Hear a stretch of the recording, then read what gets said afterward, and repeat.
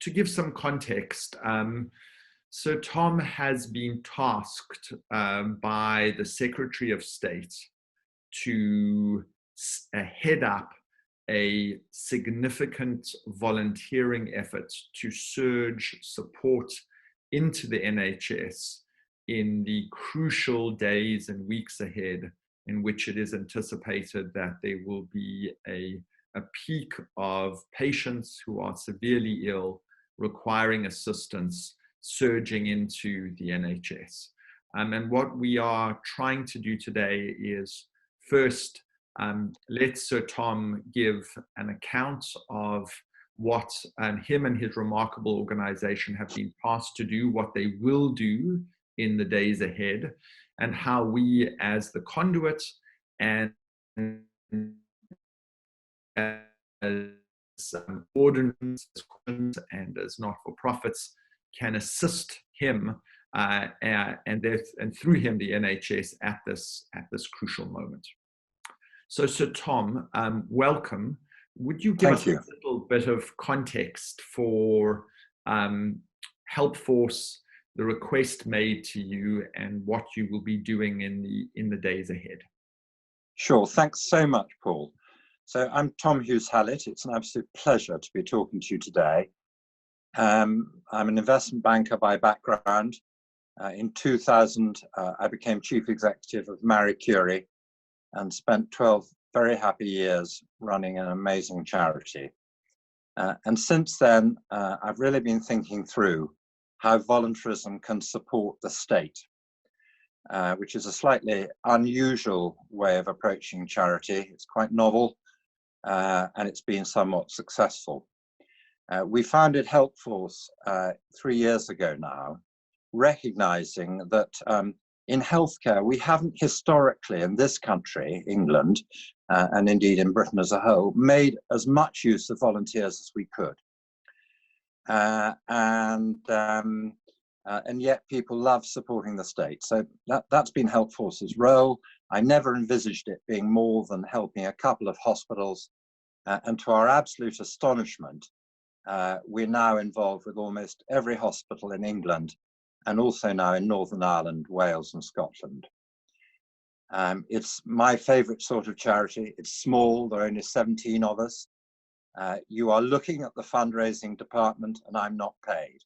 So we try to make sure that every penny that we're given goes straight into the front line. So that's HelpForce. We were appointed in the NHS's long-term plan by Sir Simon Stevens to scale volunteering across the whole of England. And then COVID hit and life changed. So all our careful strategic plans had to be put on hold, and we had to become a problem solver. And we'll talk about that in a moment. And on the 28th of February, the Secretary of State gave me the brief to think through how we can all survive this crisis at a time when we have bluntly too many patients and too few staff. And the whole point of HelpForce has been the simple logic that that equation is insoluble, but it could be solved if you train volunteers to balance out the supply and demand part of the equation. It was my very simple idea, and it turned out to be a better idea, a better solution than I could possibly have anticipated. So what is the problem? The COVID problem is simple. It's the single biggest crisis the NHS has faced since it was founded in 1948. The stresses that I'm seeing, I chair two of our wonderful hospitals in London, the Chelsea and Westminster and the West Middlesex. And I'm also the convener of all the London hospital chairs. And the stresses and strains we're under at the moment are barely tolerable. Of course I'm worried about patients, of course I'm worried about families, but in some ways the people I'm most worried about are the staff who are supporting them, because they are really struggling. So in my own hospital, as of my 11 o'clock report this morning, 19% of our staff are off sick. So at a time when we're facing the single biggest challenge in our history, we're down 1 in 5. In addition, we're having to second people to the new Nightingale Centre at Excel. So we are sending 10 of our own intensivists there. Our head of estates is now running the estate at Nightingale. So you've got this massive pressure building up at a time when the workforce is already depleted. In addition, which may not have occurred to everyone, but staff are living isolated too. So many of our staff are now living in hotels with no social life of any kind. And you will have read in the papers too that we are struggling a little bit on the availability of appropriate equipment.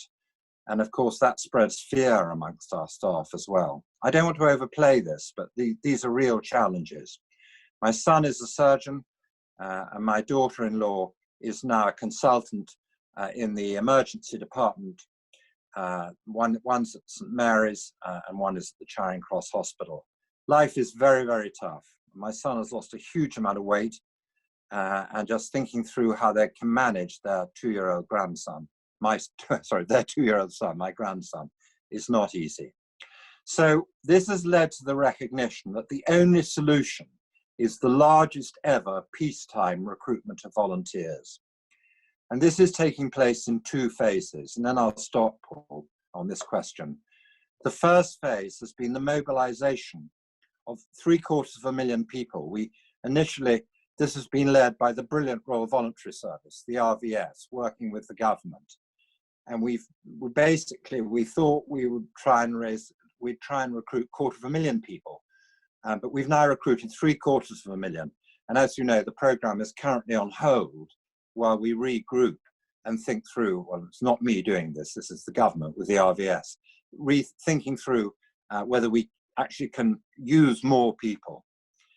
But the big problem we face now, and that's where HelpForce is focusing, is now that we've done that to support people who are isolated, the next challenge is how do we support our hospitals across England? And that's more challenging and it requires even greater care and support.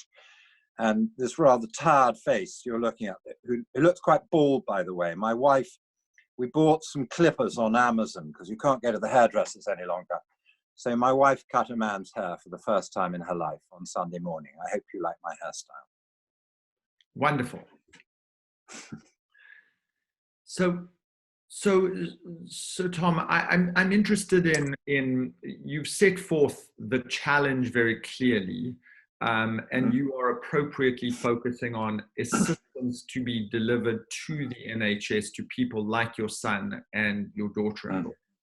And you've said that there is this unprecedented swell of volunteerism and people rising to this challenge.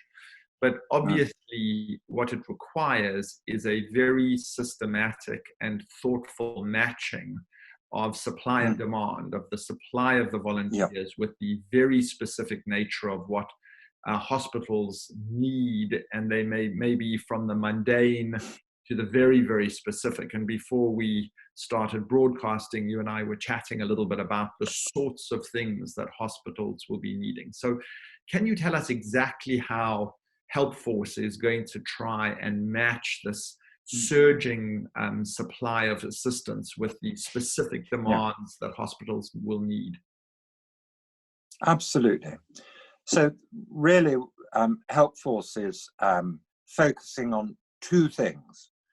One is the supply of willing volunteers who can operate either remotely or actually in a hospital to support the work of that hospital.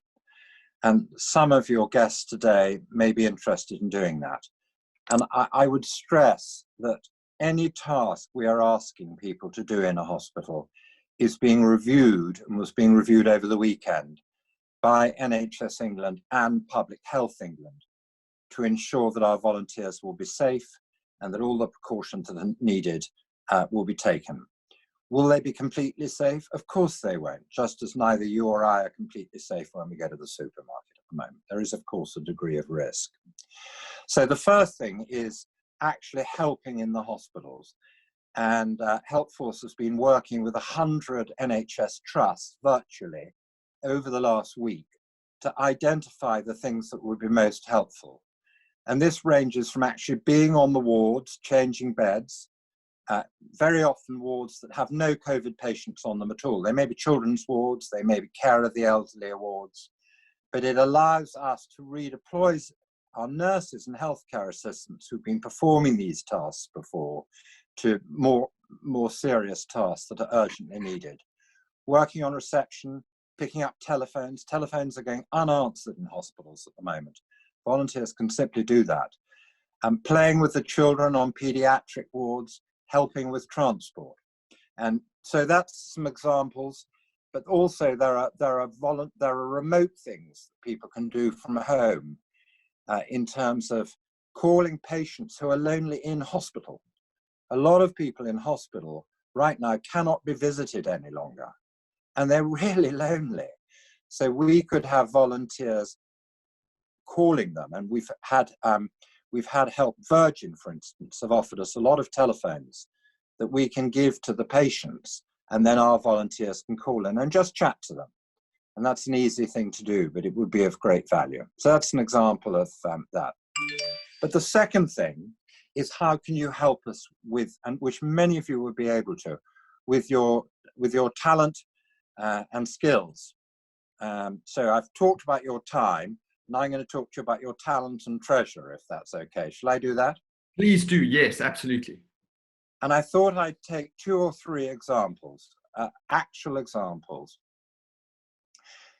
I suspect some of you work in large professional firms and management consultancies and the like, or indeed in your own startups. Please don't offer us strategic thinking. We do not need it. What we need is solution finding, problem solving. That at the moment, even the most senior people in the NHS are thinking roughly one day ahead. Because like that at the moment, yesterday's problem is yesterday's problem. We're trying to work out what tomorrow's problem is. You'll be relieved to hear some of us are thinking about what next month's problem is. But I give you a couple of examples.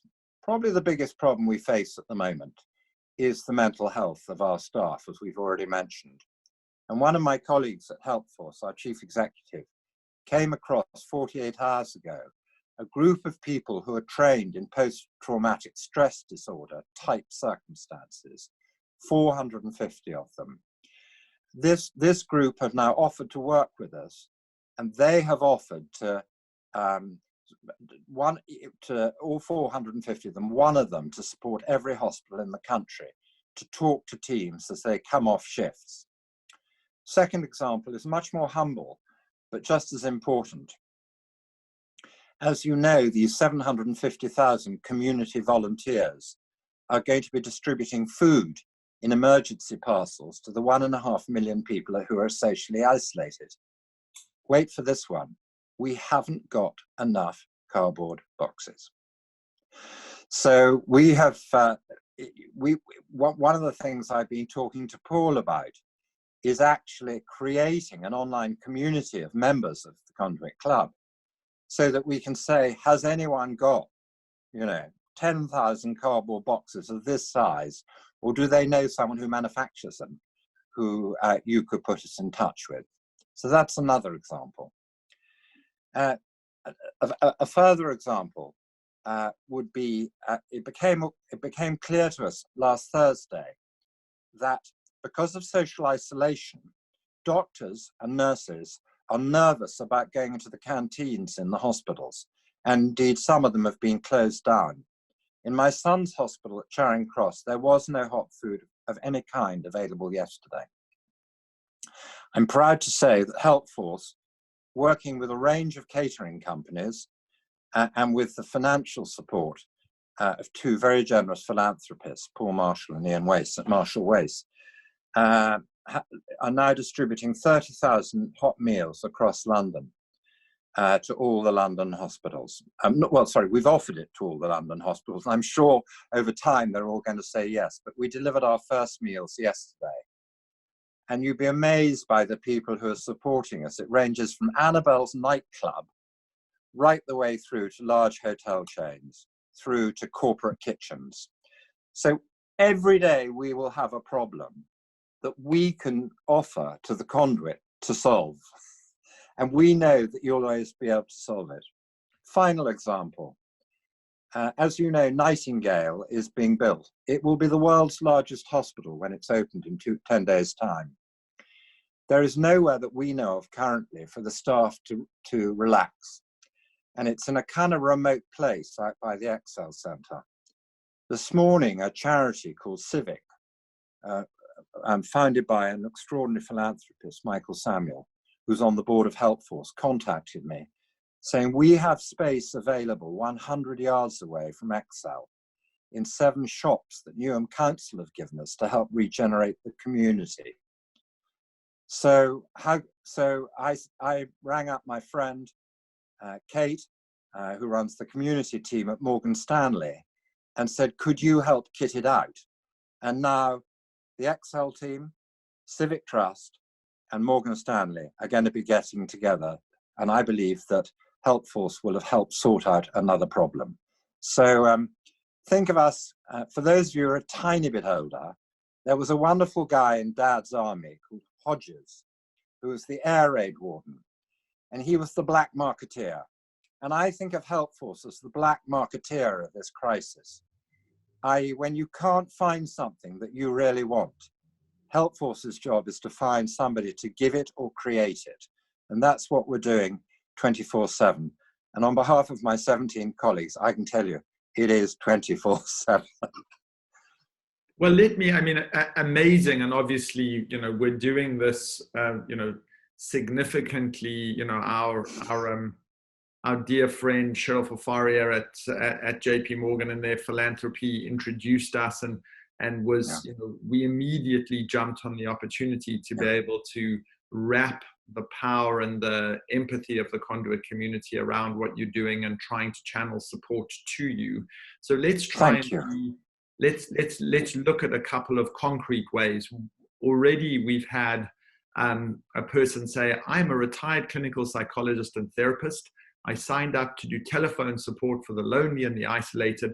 How can I offer my support also to NHS staff? So fantastic. I love him. Channel that. Yeah. Do we channel that support directly to? Absolutely. So we're going to provide, we'll provide Paul and the team at Conduit with a link, which I think is going to be shared at the end of this. But in a nutshell, if you go on to helpforce.community, you will find your way to be able to help us in any way that you can. Terrific. All right. Well, so that's one. One of our members just said, what size boxes do you need? Fantastic. We'll get you the details. Again, give us your email and we'll have the details with you within 24 hours. Fantastic. And just to say, one of the things we're going to do for everybody who's listening in is we are launching a community portal within the conduits this week, and we will go out to everybody and we will have a direct link to Sir Tom, and as requests of different kinds come in on a daily basis, we will channel that into the portal, and requests as large or as small as they possibly can be, we will put onto this portal, and then we will help facilitate and channel. I'll give you another example. I'll give you one of today's problems. Yeah. Thanks to Paul and the Conduit Club, we are being provided with tens of thousands of items of clothing by a retailer who, for the moment, I can't share their name, but we will do when we can.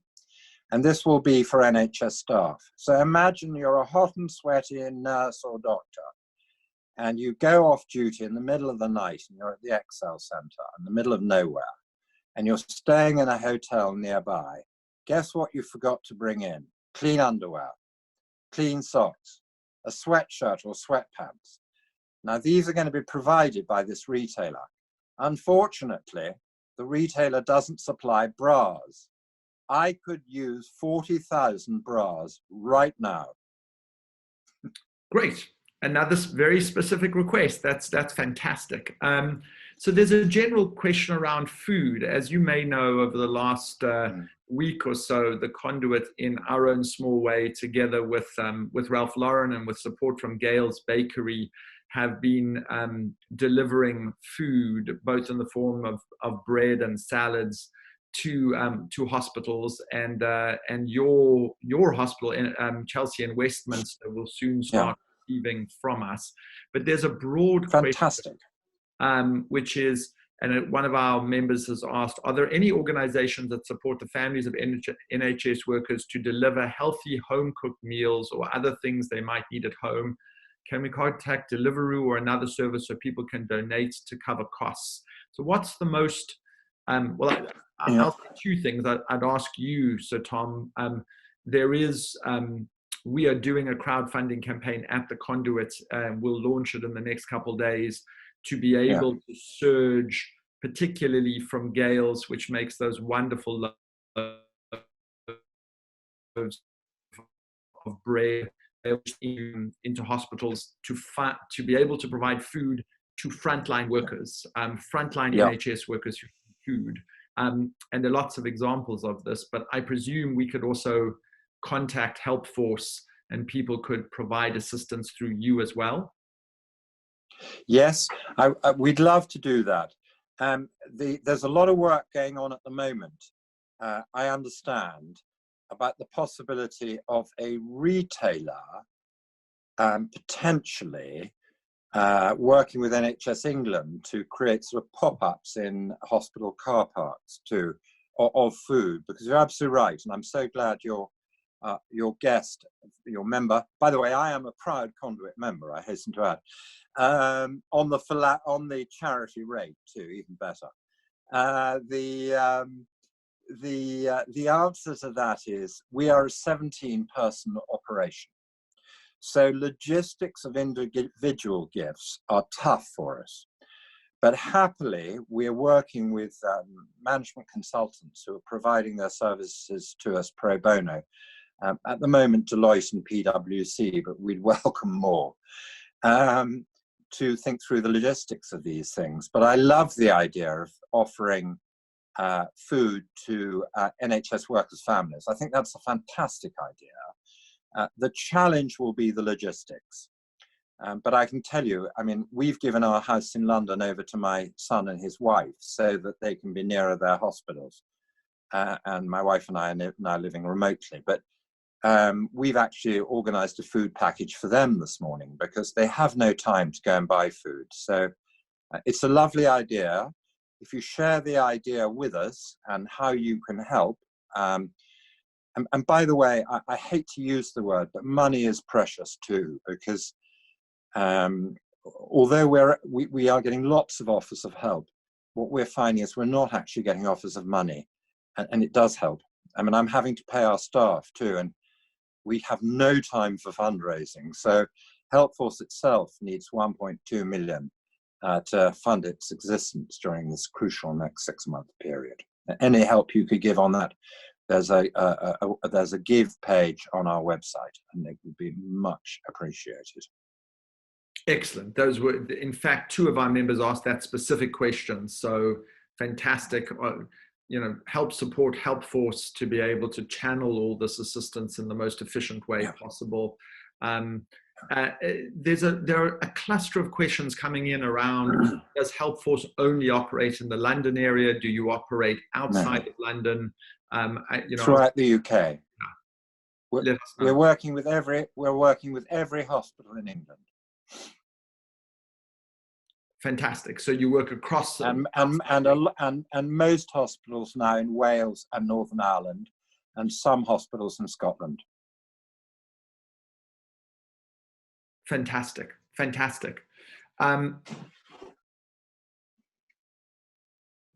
So here's another question, and I guess this is,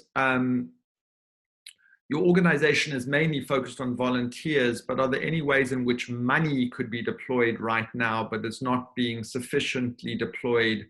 I guess, are there specific pathways or initiatives or organizations in which you personally have confidence to be able to use new funds effectively? So obviously you're the channel in the same way that the conduit is to people on the front line.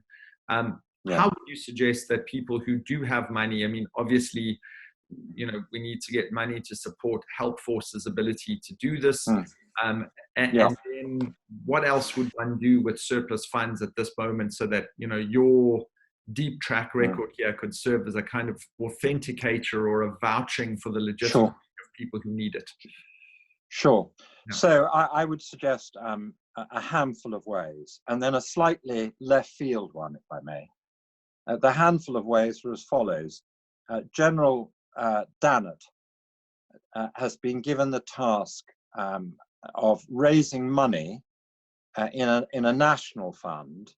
An awful thing is I can't remember its name, but I will find it, and it's very easy to find on Google, which is raising money in the context of COVID, and all that money will be given to local community foundations. So in that way, you will know that the money you're giving will be going to grassroots organizations locally throughout the country. And I think that fund's got up to something like £15 million now. I can't remember. But secondly, I would encourage you to support the charities of your local hospitals. And again, there's a new, I'm going to find it right now. There's the local, all the hospital charities have got together and created one charity that people can just give to support their local hospitals. And I'm going to find its name while I'm attempting to do a tiny bit of multitasking here. Here we are. I'm going to give it to you right now. Even I am capable of it. And it's called NHS Charities Together.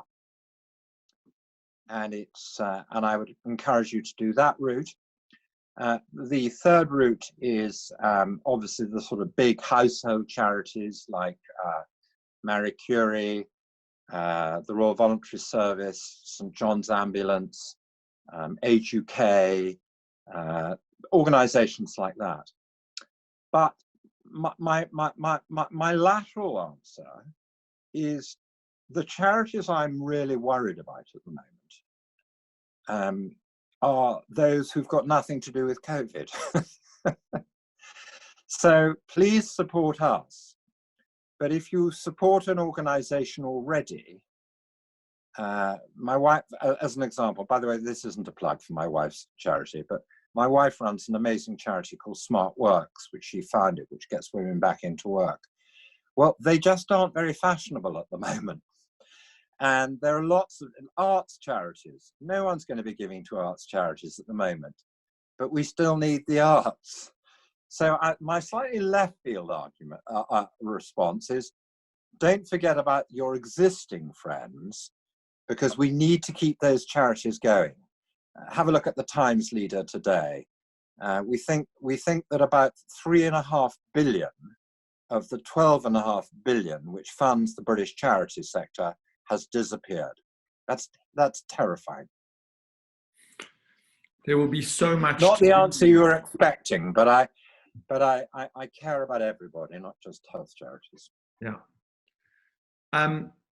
So Tom, there's a question from one of our members around specific support to GPs during this time, are there things that can and should be done through volunteerism in that respect? Yeah. So before COVID hit, HelpForce, I was commissioned by NHS London to think through how we can support the entire health system, including GPs, with volunteers. Historically, there haven't really been volunteers in GP surgeries. And as you know, the minority of GPs are employed by the NHS. They're self-employed. So it's a slightly different situation. But certainly, in terms of right now, I think how you could help GPs best would actually be by supporting some of the charities in their local community who ease their the pressures on them. And that's probably best done by either with the big community charities I've already mentioned. But perhaps, personally, I would also think really seriously about donating to your local community foundations, because they will take a lot of pressure off GPs. Because, they will take a lot of pressure off GPs. So it's not obvious how you can do it directly, frankly. Except don't ring your GP. If you don't ring your GP is the most helpful way. Self-isolate. Don't go there. So we're beginning to run to an end. What I wanted to do is just try and give some structure to. Could I say one more thing, Paul? Please. I think you need to know where we are in the cycle now. I mean, we've talked about London. We've also talked about nationally. I think you need to understand that we're at the beginning. And for mathematicians, I always use the example of a lily pond. This my surgeon son taught me this. If you think of a lily pond and the lilies are expanding all the time, and it takes 60 days to fill the lily pond. Remember, and the lilies double every day. And COVID is probably, this crisis period, maybe about 60 days. Remember that on day 59, the number of lilies will double again, right? To fill the whole pond. So on day 59, the pond is only half full. The scary statistic is that on day 50, only one small corner of the pond is full. That's where we are now. And every day now, the number of patients coming into our hospital, the exponential curve is just sharpening so much. So I'm afraid it's a case of you ain't seen nothing yet. So we need you guys really, really badly. I have one specific question. One of our members said, is there any way that conduit members can volunteer to support the 17 HelpForce staff and add capacity where is appropriate? Could you take help? Yes, we certainly could. And I'm going to be very blunt in my response. The help we need are assets, not liabilities. So and I'm saying that bluntly, it sounds very rude, but what we need to do, I wasn't expecting that offer. I'm absolutely thrilled with it. And I think what we'd like to come back with is how you could help us. And if people have those specific skills, then you could be so helpful to us. And there really will be ways. But what we have no time for at the moment is training. So it's really got to be someone who can come in and hit the ground writing. So give you an example of someone I recruited last week who offered. Tiffany Dark was editor of Style magazine for nearly 10 years, ran the History Channel in New York, has just come back and said, you're on. So she's now supporting our one PR member of staff, writing stuff for us, thinking about how we get our message out in the press. So I know there are ways you can help us, but it's not hundreds of people. It's probably a few people. Great. So to bring this to a conclusion. Experts in logistics. God, we'd kill for more experts in logistics. Yeah, okay. All right. So what we're going to do, just for everybody listening, we will, there are a couple of ways you can assist. You can help HelpForce directly to be able to provide them with financial assistance. We can field a series of requests, and those will be channeled. We will get from Sir Tom on a daily and sometimes on a many times in the course of the day, a series of very specific, very tangible, from cardboard boxes to how mental health care professionals can provide support to NHS frontline workers. And then we will give you a very specific channel through which you can provide that assistance. It will either be directly through HelpForce, or HelpForce will connect you to the sorts of people who need that assistance.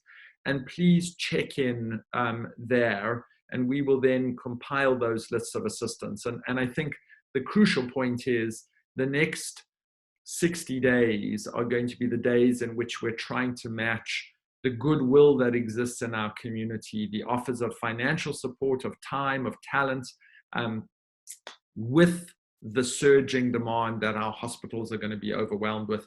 And I think Sir Tom's incredible contribution through HelpForce is to try and get volunteers to help the NHS itself, because it is that wall of assistance that's going to get us through this. So Tom, are there Paul, can I come back? Can I ask can I just say one thing? Just Please. Thinking as fast as I could, which is quite slowly, about the question from your guest about could you help HelpForce? Yeah. Yes, I thought of a way in which you really could, and I hadn't thought about it before.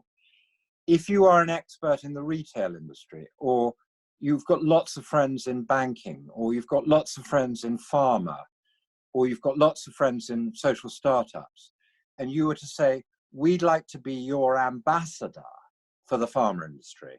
You know, you tell us what the pharma industry could help us with, and we will act as your sort of your one-person sales force. That could be very valuable to us. Well, we can certainly help corral together people who, you know, we like to try and be a conduit. We have our own members who themselves are conduits to a broader community. And I think if we can force multiply to build the web of relationships who then in turn can offer up assistance to you, we would be delighted to do so. So that's another request we'll put out there, and let's get, I am certain, knowing our members as I do, that we have people who are deeply connected in the ways that you've suggested. Yeah. Paul, I love you and your members so much. I'm just so grateful to you. Thank you very, very much. It's a total honor to be able to assist. And again, for, you know, it's, somebody can't blow their own trumpet, but, you know, Sir Tom is uniquely well positioned, both through his appointment by the government and the Secretary of State, through his prior work in the NHS, through his chairing of the multiple NHS trusts that he helps convene, is a very, very credible interlocutor. So we're very fortunate to have you as part of the community. We're very grateful to Cheryl Fafaria and to JP Morgan for bringing you to our attention in this hour of need, and we will continue to direct support at you in the weeks ahead. So and Paul, one of the website addresses we've given you, because I've watched them coming up, is helpforce.assist. That will be a corporate sort of matching website that we are creating with Deloitte. I think it's going to go live tomorrow morning. So if you get there and find it isn't what you thought, try again in 24 hours. But you can go onto the HelpForce site right now. It's all there for you. All of this is happening in real time, which is yeah, it is.